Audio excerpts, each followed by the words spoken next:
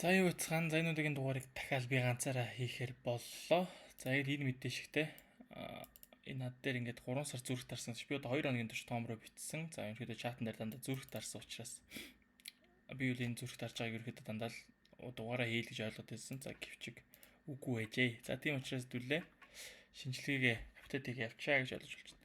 За түрүү 7 хоногийн дугаар дээр за UCT dominance-ийн хувьд доошоос магадaltaй паттерн доошоос тэрсэн байна. За тэгтээ хэдүүлээ доо хүлээж агаад эндээс доп стрейт дахиад бэршмэгийн паттерн үүсэх юм бол доош стрэлтэн дээр нь лонг арилжаанд ерөөхдөө бол койнууд дээр орё гэсэн апдейтыг бол өгсөн. За түүнтэй холбоотой за доовыг бол ямар ч амжилттай эвдсэн энэ дээр доов эвдээд за энэ дээр харин бэршмэгийн паттерн үүсээс илүүтэйгээр дээшээгээ яваад pullback маягийн хөдөлгөөн орж ирээд дээшээ нэлээд хүчтэй өсөлт орж иж pullback орж ирээд доош амралтын хөдөлгөөн бол дээшээ орж ирээд явсан. За яг үүнтэй холбоотой за энэ уналттай холбоотойс мэдээлэлүүд байгаа. За энэ 7 өдрийн хугацаанд бол CPI буюу за инфляци мэдээ гарсан. За инфляци мэдээ бол 2.7-аас 2.9 болно буюу өсөлттэй гарна гэсэн хүлээлт байсан. За яг хүлээлтийн дагуу гарсан. За тэгтээ дараа 7 хоногт буюу за энд 18-ны өдөр 18-ны шөнийн 2 цагт Fed interest rate буюу за төв банк бодлогоогоо бууруулна гэсэн мэдээ ерөөхдөө бол байгаад байгаа. Тэгэхээр ерөөхдөө бол бодлогоогоо бууруулахгүй яваад байсан. Энэ удаагийн одоо хурал дээр бол за бодлогоог бол бууруулна гэсэн өндөр хүлээлттэй байгаа учраас за маркетуудын хувьд бол ерөөхдөө нэлээд өндөр сэргэлтүүдийг бол аваад явсан. За биткойны хувьд бол эндээ сайхан өсөлттэй гараад ирсэн. За энд нэг иймэрхүү гурвалжин triangle маягийн паттерн үүсээд дэшээс тэрсэн доор спорт зон дээрээс хариулт авсаар байгаа. За биткойн төлөв ажгүй нэлээд өсөлттэй байгаа. За яхаа өдрөөр төсөөлж авч үзэх юм бол доороос гарч ирсэн импульс хөдөлгөөнийг correction ороод ирсэн. За дараагийн импульс хөдөлгөөн орж ирэх юм бол нэлээд дэш өсөлттэй хөдөлгөөн бол орж ирнэ гэсэн таамаг бол байна. За тэгтээ энэ өдрөөр төсөөлийг арай жоохон багаар хүлээж авах юм бол за хэдүүлээ энд нэг импульс хөдөлгөөн иш ороод ирсэн.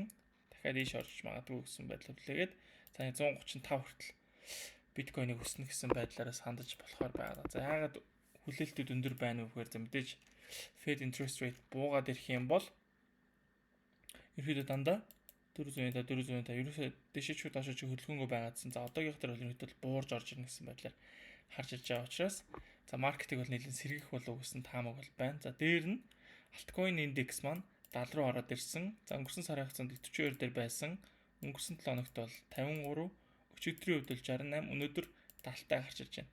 За тэгэхээр энэ цэнхэр зон руу альткойн season маань ороод эхлэх юм бол за мэдээж маркет бол нэлээд халуухан болон нэлээд өсөлттэй байх болов гэсэн таамаг бол байна.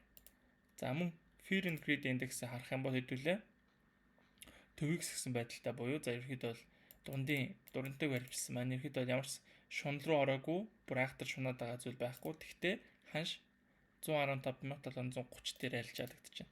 Дээр нь BNB-ийн хувьд бол шинээр all time high хийсэн $926, $29 дээр all time high хийлээ. За бусад койнуудын хувьд ч гэсэн алткойнууд дээр аягүй гоё дүр зураг ажиглагдаад байгаа.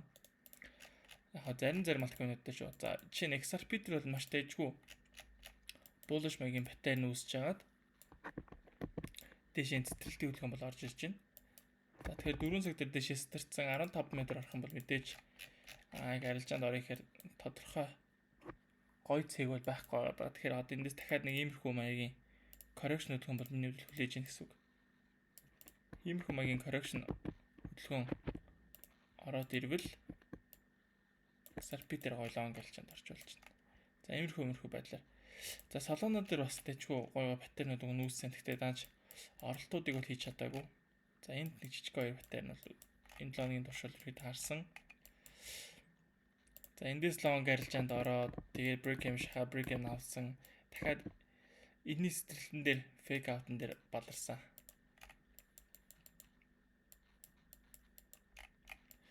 За ихэд хашвал би яг ингэж харж ирсэн. Энэ дэш ингээс тэрсэн энэ дээр лонг арилжаанд ороод за арайч паттерныхаа би энэ дээр үл ихэд бол өөрөө алдаа гаргасан. За яагаад алдаа гаргасан бэ гэхээр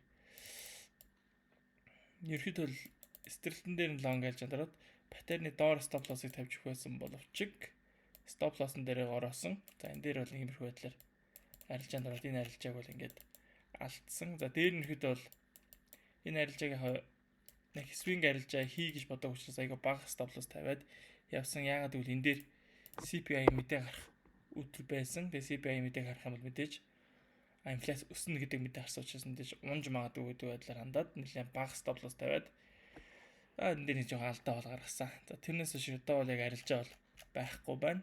За Ethereum-ийн хувьд бас гоё дайггүй Ethereum үссэн. За Ethereum дээр хэдүүлээ энэ нэг таад шал хоёрын донд яваад байсан. За цаг руу орох юм бол хэдүүлээгийн таамаг бол таазуулжсэн цаг маань эргээд шал болоод за дээшээ өсөлтийн хөдөлгөөн бол орж ирнэ гэж таамагсан. Энэ дээрээс дэжгүй лонг арилжааны төлөв хамт орж ирсэн бол за энэ батарейны үн дээр бол хараахын арилжаанд орж амжсангүй. Энэ лоны хугацаанд бол энэ батарейн сэтэрэлтэн дээр бас CPI мэдээтэй гарч мэдээд авчихсан учраас мэдэн дээр арилжаа хийхгүй гэдэг байдлаар хандаад ороогүй.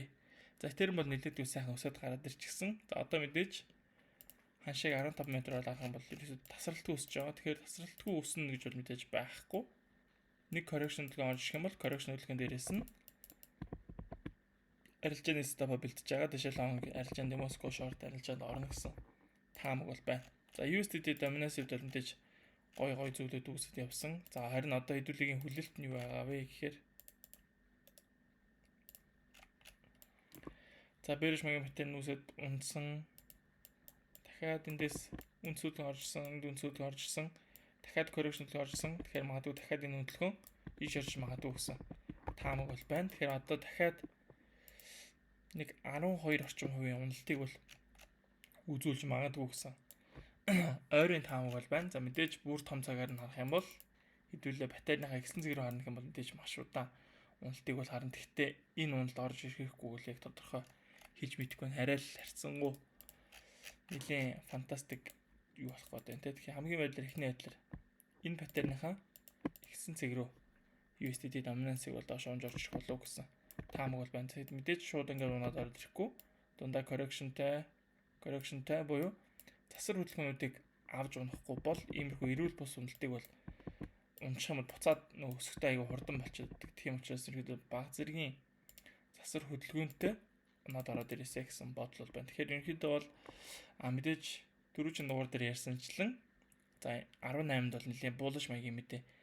гарна гэсэн хүлээлт бол бүхэнд байх гэж найдаж байна. Тэгэхээр би ч гэсэн 18-нд бол маш өндөр хүлээлттэй бол байна. Тийм учраас маркетыг бол стил дээшээ харсаар байгаа. Altcoin индексийг бол магадгүй цэнгэр зовлог орж ирээд нэлийн өсөлтөд орж ирэх болов гэсэн хүлээлт бол байна. За мөн түрүүчийн 7 хоногт зарласан giveaway ярих юм бол за XM-тэй хамтраад нэг $500 giveaway бол нэг 5 хуваагаа $100 өгье гэсэн. За шинээр орж иж байгаа хэрэглэгч дундаас 3-ыг сонгоод $100 шагнана гэсэн.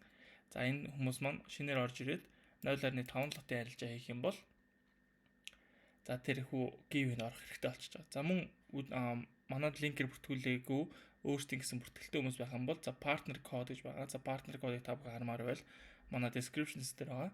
За partner code-оор дахиад шинэ аккаунт нэгээд орж ирсэн хүмүүс байх юм бол дахиад мөн адил 0.5 лотын арилжаа хийх юм бол 2 хүнд за нийтдээ $100 шагналыг өгье гэсэн ийм giveaway бол хамт зарласан. За үүнээс цаашаа дахиад дуулах мэт гэх юм бол Galaxy юм уулзалт болж байгаа юм билэ. Та бүхэн 19-ээс өмнө 2 лотын арилжаа хийж чадах юм бол тэр Gala тоолтонд л оролцох хэрэгтэй юм билэ. За тэгээд тэр Gala уулзалтын дээр бас машин тэрнээс суглаа гэдээ маш том шагналууд байгаа байлаа шүү.